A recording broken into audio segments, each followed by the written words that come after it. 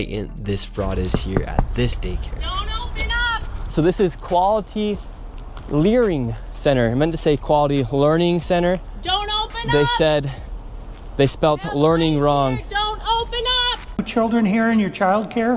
Which child care name is a lot of Minnesota Child Care right here. It's from the state of Minnesota's website. We're just wondering where the children are. Where the children are? Yeah, where are the children? It says you have 102 children here, and you got $2.66 million this year in funding. Like, subscribe to the channel, hit the bell to get notifications. Anytime I go live and make a video, let's get into this. All right, ladies and gentlemen, with the little bit of voice that I have left, I had to bring this young man in. He was out here for AmFest. He's one of the, I would say, one of the most inspiring young people that's going on campus and also going out in the streets and really challenging people on what they believe. And he's doing it fearlessly, and we need more young men like him. So y'all, welcome to the show, Nick Shirley. Nick, welcome to the show, brother. Thank you. I'm happy to be here. Yeah, man. I'm inspired by you, man, because you're a young guy. You're 23 years old. When I was your age, I was cutting up and acting a fool. I didn't have the fortitude and the wherewithal to think about politics. So I saw your beautiful mom down there just now when you came. What was the catalyst, or what got you started in this direction? Like, how were you brought up, man? I mean, because we were definitely brought up kind of differently, because I wasn't nowhere near you or what you were doing at 23. Yeah, I definitely was brought up in a very normal life. I had a happy family life. I have two amazing parents, awesome siblings. I was the younger brother, so I was always like the test dummy. And I was always the one who wasn't afraid to go do stuff. It's like, Nick, you go jump off the bike jump real quick, and we'll videotape it. And me and my brothers, we kind of grew up on YouTube. We were part of that YouTube age. And so I always knew I wanted to do YouTube and stuff, so I did it in high school, did like the typical YouTuber prank, funny stuff with your friends. And then as I grew older, I started to have more life experiences. I got more intrigued into how the world works and how certain things come about and how people think about this way. And then it's kind of snowballed into what it is today. Yeah, that's awesome. So who's your biggest inspiration growing up? I'd say probably like that was always around me, both my grandparents, like my grandpas. Oh, wow. They're two extremely distinct people. One's like they both completed and lived the American dream. One came from the hood in New Jersey, where he was brought about. He's got kicked out of his house when he was 15. Wow. Moved all the way to Utah from New Jersey, and was owning and running gas stations when he was 15. Married my grandma when he was around 18. Had my mom, everything like that. And my other grandpa was a farmer. He had been tried and tested, just trying to make a living for my dad and his family. They're both big families. And so I've always been around really hardworking people. And it was great for me to be around my grandpa, who was a businessman, and my other grandpa, who was a farmer, to see both sides of how life works. Dude, that's so awesome, man. Unfortunately, I didn't get a chance to meet my grandfathers. They were my grandfather on my dad's side. He just left. He left the family, and then my mom's dad. She didn't even know him until she was in her 30s. So we met both of our grandfathers like right before they died. So we didn't really get a chance to really figure out who we were and what our family was all about, which was very unfortunate. But I think that speaks to why you're the young man you are today. Having your grandpas in your life is freaking cool, man. And so you get out, you're interested in YouTube. You like making prank videos. That's kind of like your calling, what you want to do. Now, what in the world made you decide to go out and, I would say, confront people or challenge people in the streets? I mean, random people that you have to have some level of charisma to go up and talk to or invoke a conversation. How did you go from the prank fun stuff to slightly dangerous stuff? Mm-hmm. What happened was I eventually, since I'm from Utah, most of us are members of the Church of Jesus Christ of Latter-day Saints. I went on that 2-year mission trip that we do, and I learned Spanish. And after actually going to AmFest in 2023, I saw how there was so many people that were interested in politics. I was also very interested in the politics myself, and people started talking about the border. And so I went down to the border to interview people as they were coming across the border because I could speak Spanish. I didn't actually believe people were just like walking through the border. And I started interviewing them in Spanish, and nobody knew that people were just literally being handed over from the cartels across the border, and they were being shuffled to these detention facilities, or not even, they were being shuffled to these NGOs here in Arizona, started sneaking into the NGOs, started interviewing the migrants, like really getting the scoop as to how they were actually being like literally trafficked into the United States. Wow. And so if it wasn't for my Spanish I had learned, that we wouldn't be talking right now. I'd just be like anybody else, probably trying to still make it on YouTube. Yeah, that's interesting, dude. So it started there. And what was the wildest thing that you experienced, you know, knowing Spanish and someone saying something and you saying, oh, wait a minute, that's pretty extreme what the person is saying. They have no idea you know what they're saying. Obviously, you're a white guy. They're not assuming, or you know, obviously you look white. They're not assuming that you know any Spanish. What was like one of the craziest things you were like, oh, shoot, they don't know that I know what they're saying? Yeah, I think when I'd interview them, they'd open up about some of the horrific stories that they had experienced just from coming across. For instance, I talked to one lady who said she watched another person's stomach get cut open, that when she was pregnant, get cut open by the cartel because they couldn't give her the money to come over to the United States. And so then I also started getting super interested in like, how corrupt can a government be to where the point where they're incentivizing people to get trafficked across the United States, get raped, get kidnapped, have to pay extortion fees, have to leave their family, have to go through a jungle to come to the United States.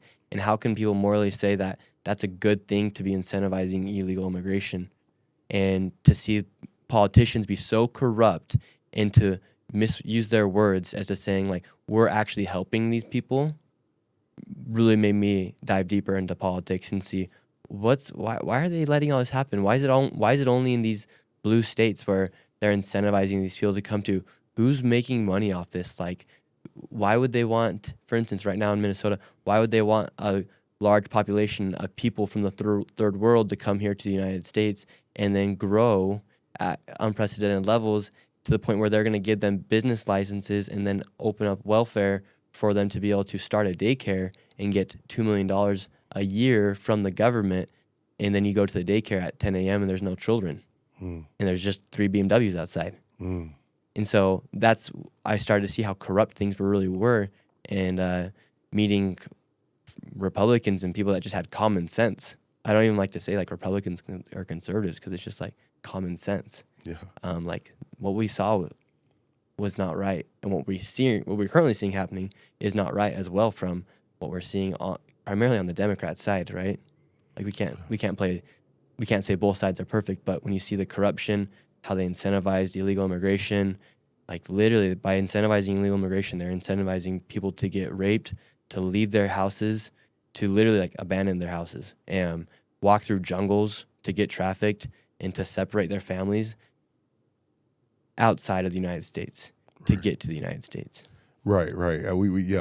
I remember, you know, having this conversation a while back with a guy, and I think that it was really brought home that this is evil, what they're doing by allowing illegal immigration, because it's not compassion. It's literally greed that's causing other people to die. I had friends that worked on the border as Border Patrol agents. I mean, way back before I was ever into politics. And they were telling me how they find skeletal remains of people in the desert that were trafficked. They traffic in drugs. They're trafficking, you know, human trafficking. And it's a dirty dog-eat-dog world out there. So, you know, that's very interesting you say that. So another thing I want to know, and you may have alluded to it, but I kind of missed it. Were you always conservative, or did this kind of create the landscape of your political view based on what you learned when you went down to the border? Yeah, I think being conservative nowadays is just having common sense. So when we think about, is it good to let that happen? Is it good to let women and children be raped? Is it good to let women is it good to let boys and girls decide if they're actually boys and girls when we know that we all come from a divine person and we're all children of God? Like we're sons and daughters, and that we have a heavenly Father. Like, is it like none of that makes sense? Like that what the other side was supporting, and so just naturally, it's just who I am. You know what I mean? And what I believe. It's funny because you make it sound so simple. And Nick, why do you think that other people don't get it like that's your age? Because what you're saying is just, like you said, common sense, dude. Like somebody say a 2-year-old know if they're transgender or not. That's the craziest sugar honey iced tea that I've ever heard. It's the stupidest thing. When they say, oh, anybody could just come into our country illegally. When we have a legal immigration system that people are spending all this money to go through and you just let people walk in, it's just completely nonsensical to think that. Why do you think other people your age is like missing the boat on this? Their moral high ground is so low because they basically don't have anywhere to look to. For instance, if they believe that a man can be a girl, they're believing God made a mistake. They believe that God's an imperfect being. They don't believe in God because God's perfect, right? Right. And so that kind of just goes to show, like, if they don't have anywhere to look to, whether it be a grandfather, a mother, or God, like in his principles, in his scripture, they don't have anywhere to go to, so they believe in anything. And so that's why I think wokeness is so bad for people, because wokeness is essentially taking God out of the picture and replacing it with something else that can potentially try to fill the void, whether that be the LGBTQ plus community, activism for organizations like BLM, or to say go join all these other protesting groups to try and fill that void and find that sense of community that they don't have, or that moral high ground to where maybe people will morally accept somebody for believing in stuff that just is not true, because there are truths in this world. Yeah, I think you hit the nail on the head with that, man, because I think that's a salient point, is that if they don't believe in God, and there's a drawing and a necessity from the human being to connect with the Creator, and if they avoid the Creator, they begin to lust after other things that they make as their creator, which means the LGBTQ identity, the victimhood identity, all of those things they have to be a part of, because that's the human nature kind of longing to connect with the Creator. And so I think that's a really incredible point. You just went out and you've been doing some things lately with going and exposing the Somalians. Children here in your child care? Which child care, ma'am, is a lot of Minnesota Child Care right here. It's from the state of Minnesota's website. We're just wondering where the children are. Where the children are? Yeah, where are the children? It says you have 102 children here, and you got $2.66 million this year in funding, and $2.5 million last year. We're just wondering where the kids are. And who are you? My name's Nick Shirley. Nick Shirley. And where are you? Which department? Oh, we are from ourselves. Yeah. Hello, we'd like to ask where the money's going. Look at that. Shut us down. Where are the children at? No children inside of this daycare center. And look at this daycare center right here. No children inside of this daycare center. But between those buildings, over $2.6 million. Blatant this fraud is here at this daycare. Don't open up! So this is Quality Learning Center. I meant to say Quality Learning Center. Don't open They up! said they spelt learning wrong. Don't open up! How do you have ice here, ma'am? I'm literally a YouTuber. Don't open up! Ma'am, what do you think about the fraud that's taking place here in Minnesota? Don't open up! We have ice! And what do you think about this place being licensed for 99 children Don't open up! and getting $4 million Don't over open the up! It's ice! $4 million in the last 2 years? Go away! What do you think about that? Are you in Go favor? away! Are you in favor of that?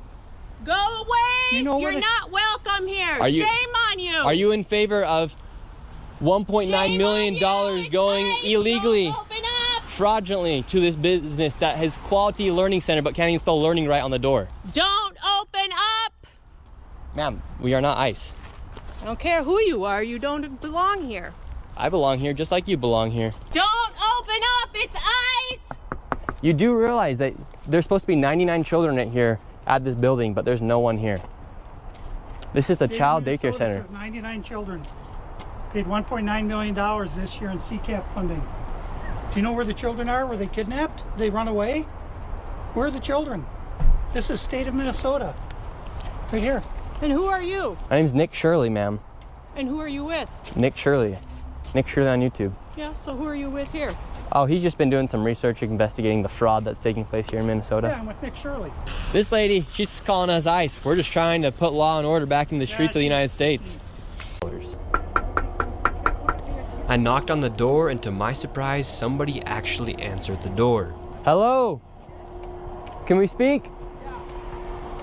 I would like to check a child in the daycare. Why? Can I speak to a manager? No, Where can I get paperwork to file for my son? I wanted to put my son Joey in daycare. And after a few questions, the lady went silent. Looks like little Joey Shirley ain't going to daycare here. And now where are we going?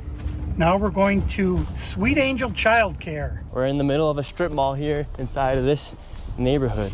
In fiscal year 2025, this facility, which has its license for 74 kids, was paid $1.26 million in tax money. And there are no kids, and all the facilities are the same way, all of them. Let's see if anyone opens. Yeah, let's see. Once again, I tried to find a spot for my son Joey, and they would not open the door. I want to put my son Joey in daycare. Cuz I need a spot to put my son Joey. Yes. Is this your daycare center? No, I work there. What's happened? I just want to put a child in daycare, but all the daycare centers seem to be closed. No one's opening the doors. You work here? I was, yeah. What's happened? Where are the kids? Yeah? It says it's licensed for 74 children. Right here, state of Minnesota. Where are the kids? They got paid $1.26 million in fiscal year 2025. It says they have a capacity for 74 children. When? No, when? Where are the kids? Right here. State of Minnesota website. You work here and you don't know? I don't know. I was there before. I don't know what's going on. Were there any kids when you worked here? He's there. Kids there. What's How happened? many? I don't know. You don't know? Yeah. You worked here. Okay, well then you're not of any help. Can I put my son in a daycare here? No, I don't know. Can I speak to someone? No, I don't know. No? Yeah, I would like to see if I can put my son Joey here. Who's your son, Joey? My son Joey. Can I check out daycare center? No! You just went out and you've been doing some things lately with the, going and exposing the Somalians. Mm-hmm. How is that being? And do you feel like when you go out and expose the Somalians, do you feel more in danger or more conflict than when you're going out and talking to these blue-head devils that we just saw at Turning Point's event or some of these other events that you've been to? Yeah, when we're talking about the Somali population, it's sad that you have to point out that like this demographic of people are committing all this fraud, because there are good people too, but they've been tried and tested, and they know that they are allowing this fraud to happen, and the sense of community inside of they get mad at you for being inside of their neighborhood. They'll call you Islamophobic. They'll say you're racist. Meanwhile, you're just there to document that what's happening is not right. And so in Minnesota, for instance, there's entire blocks that used to be college housing right next to the University of Minnesota that have been entirely pushed out by Somalians. And there's no white people inside of these apartment complexes because they have labeled them as Islamophobic, and they've labeled them as racist, and they've harassed them to the point where inside these apartment complexes, there are no whites, there's no blacks, there are no Mexicans. It's all Somalians, right? Or it's all members of their religion, Islam. And so, like, that's not right. Like, you can't say I'm a racist, meanwhile you're kicking everyone out of here for saying that they're racist. What does that make you? Some lady told me, well, what are you doing out here, you white boy? I'm like, okay, you're racist. Yeah, right. Yeah, if I say you black woman and I just make it about your race, yeah, that's crazy. So do you feel like that you are learning a lot by doing the stuff that you're doing, man? Because you're taking a freaking risk. Yeah, I tell people I'm in my acquiring knowledge phase right now. So, like, when I go everywhere, I'm not trying to impose my opinions on people. I'm more so just trying to soak in all that knowledge and then ask people in a thought-provoking way where it makes them second question their thinking. And really, you can get to what somebody believes by just asking them a second question off that first question. And you'll see if there's actually reasoning to why they believe in that. Right. I love you said that, because I think a lot of people need to pay attention to that. Jesus did it a lot. And I think people have to understand that one of the best ways to communicate or to find out what somebody believes is not you throwing your belief on top of them and pressuring them into saying something. It's just asking questions. You just lead a person say, what do you think about this? And then they'll say a surface level. They may, if they're not deep enough, they'll say something surface level that they've regurgitated from looking at the media. Ask them a follow-up question, and you'll know how deep they really believe in these things. And I think that you hit the nail, and that's why you're so effective, because you know how to allow people to express what they feel And if it's stupid, they're the ones that look stupid by you just asking a simple question. They should be able to answer if they're, reasonable people. So, you're saying you're learning a lot by doing this stuff? Oh yeah, I'm learning a lot. Like, just in the past 2 years, I think I've had the opportunity to go to over 15 countries. Wow. Just to go do these videos that I make on my YouTube channel. And so you're also seeing, like, by doing all this traveling, you'll see, like, it'll either make you really believe in God or make you question how it's even possible. Right. And so to see, like, the human population from Chile in South America to Ukraine, it's, like, pretty insane to see, like, how vast and how large this world is. Like, right now there's a bunch of markets going on in the Philippines where people are just hustling and moving stuff around. Meanwhile, we're here sitting in this podcast, but we're all having this connection together, and all from God. And it's like, there's no doubt that for some reason I met you, or for some reason I met that person in El Salvador that also spoke English, that was able to help me get in contact with this person for an interview to do this and that. Like, it's like it's undoubtedly that there's, like, a higher being who I believe is God that connects us all in a way. Yeah, that's cool, man. What is one of your favorite places that you've been to outside the United States of America? When I say favorite, meaning that you were like, I like this place. Yeah, I think one that really stuck out to me is El Salvador. That place is so interesting. I'd encourage people to go there to wonder what it's like to see, like, a group of people and a population who's been freed from corruption and freed from endangerment of gangs inside their communities. Because literally just a few years ago, people weren't able to go from one neighborhood to the next to go visit their family. And so people have literally been freed, and they had their freedoms back to them. And, like, there's an energy and a synergy across the country of people being excited to be able to go and just simply walk to the other side of the street and say hi to their neighbor. Wow. And it's still very much a third world population, but there, it feels almost like biblical in a sense that a man came in and freed his population from the gangs. Wow. Are you still LDS? Yeah. Is that a strong, contributor to the reason why you travel all over the world? Yeah, well, I think, like, whether I was LDS or not, I'd still be traveling and doing what I'm doing. I mean, but dude, you're doing something that most people would never do. Like you said, you've been to 15 countries. Yeah. And you're doing and this is associated with your media and podcast. Like, how do you even afford to do all that? Yeah, like, I've always been super, like, independent in everything I've done. I've never actually worked for anybody. Like, I remember when I came home from my 2-year mission, which was literally 2 years ago, I came home with $6,000, and my goal was to have $10,000 by the time I went to, by the time New Year's came around, so I can invest every single dollar back into YouTube, because I knew I was going to need a few months to be able to get money from YouTube. And like, I've never taken no for an option. Like, I've always knew, like I believe that, like, if it's funny because it's like a Kanye West quote when I was listening to it once, and he was like, if like, listen to your instincts, because your instincts is God telling you what to do. So, like, for me, there was never an option not to stop doing YouTube, because every time my brain would come back to making these videos and to do this. And so I knew that, like, this is the path that I needed to go on. And then once I lined up with it, and then I've just tried to never veer off from it. So yeah, that's good, man. That's good, because that's one thing a lot of aspiring people, not only in YouTube, but aspire to have dreams. They give up on their dreams too soon. Mm-hmm. It don't work right away, or they don't think it's going to be a fight to make it happen. Yeah, I mean, for YouTube, it took me 7 years and 5 years of never making $1. I know, dude. Like, I just heard of you recently. Mm-hmm. Like, and then I look back on your stuff, because I was like, I've been seeing you recently, and I look back and I'm like, this guy been making videos for a long time. Yeah, so before that, I was funding my videos through lawn mowing, through power washing. What? Like, when I was in high school and stuff, that's how I made all my money, and I'd dump every dollar back into YouTube.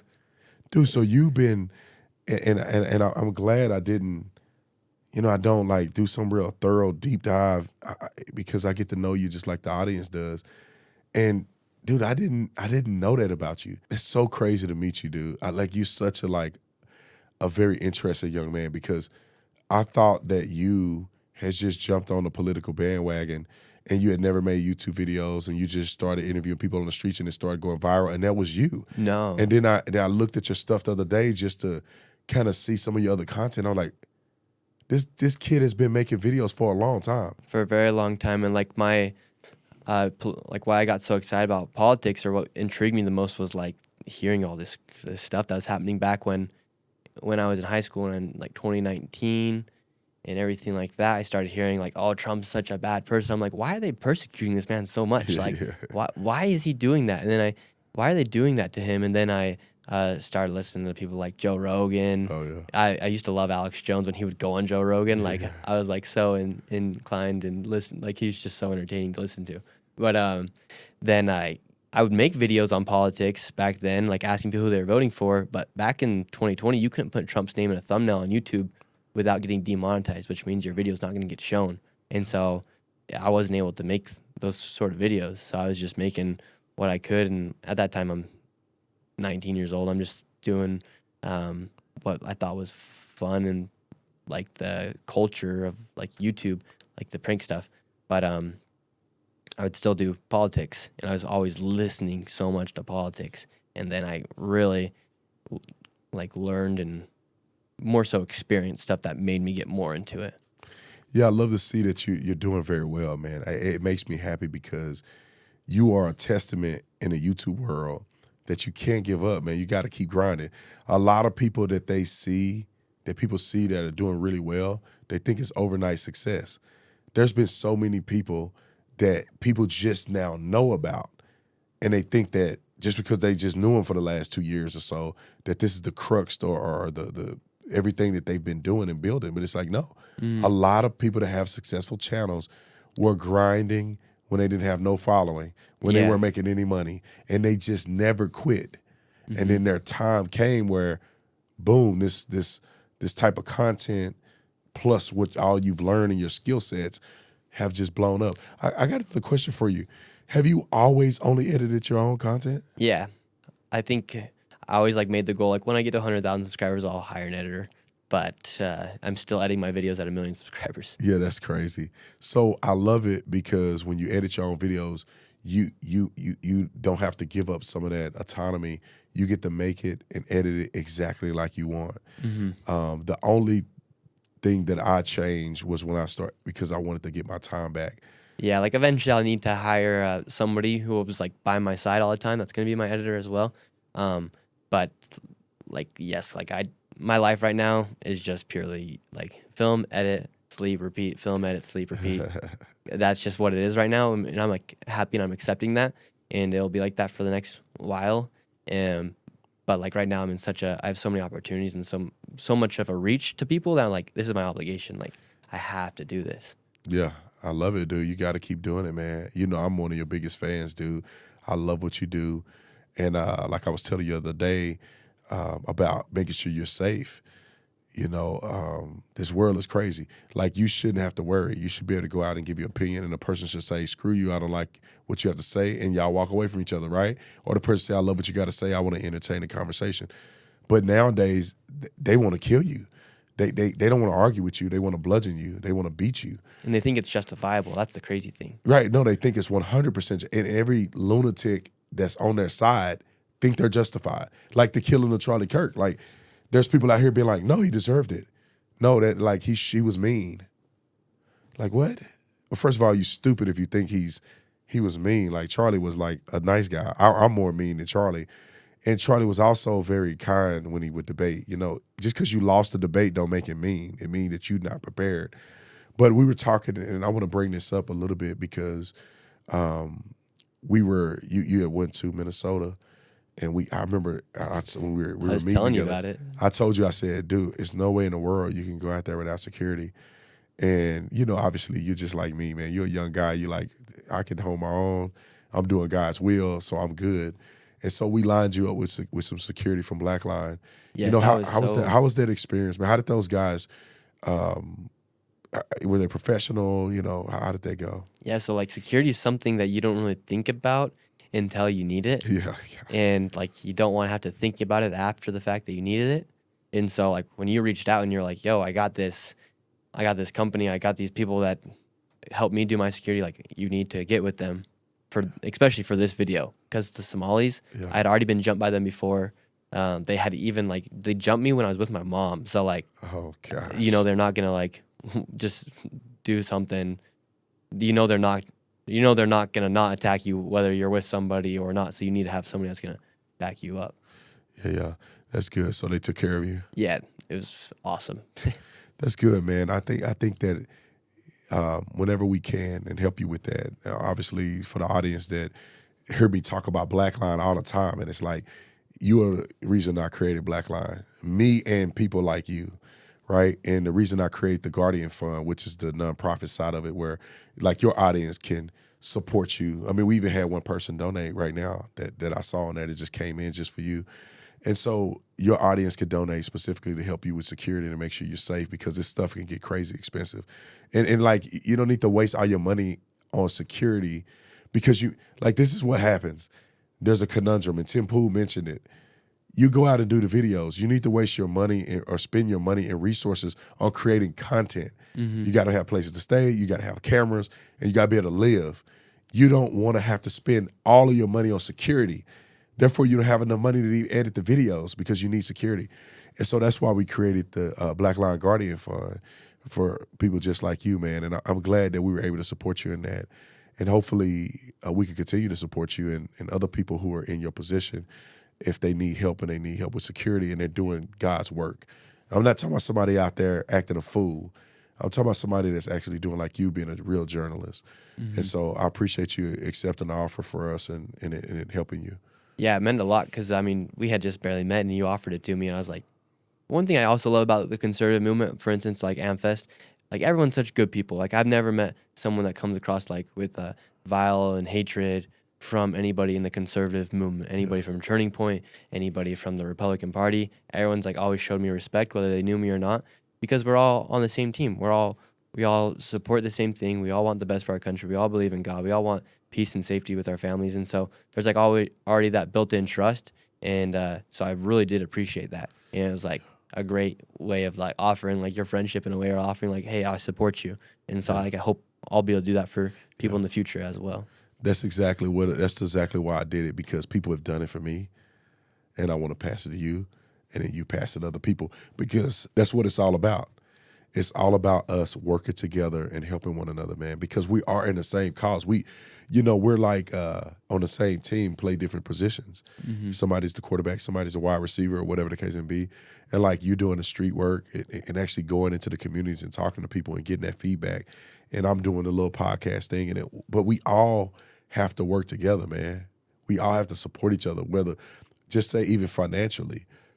Like, if I have more finances than somebody else, I don't know, you probably make way more money than me, but if I have more finances than somebody else, it is my obligation to help my brother in Christ and help my brother in the movement to make sure that they can accomplish the things that we all jointly are trying to accomplish. Mm-hmm. But speaking of that, and I'm gonna end it with this, how was Turning Point, man? Because I was there at AmFest. It was incredible this year. I want to know your thoughts. How did you enjoy AmFest this year? Yeah, it was good. It was like, I've been to the other ones when Charlie was there.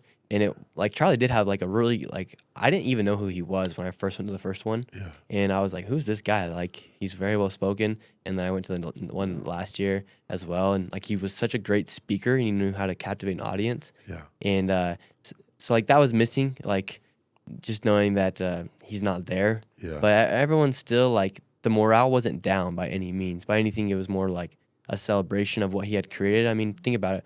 Right now, you have 30,000 people inside of a convention center in Phoenix, Arizona, who are all happy to be supporting a cause that he started. Like, how many people can say, when I died, 30,000 people showed up after the fact that I had died to support what I created? Right. Like, that's the goal of everyone, to create something that lasts longer than themselves. Yeah. And, like, he very much accomplished that.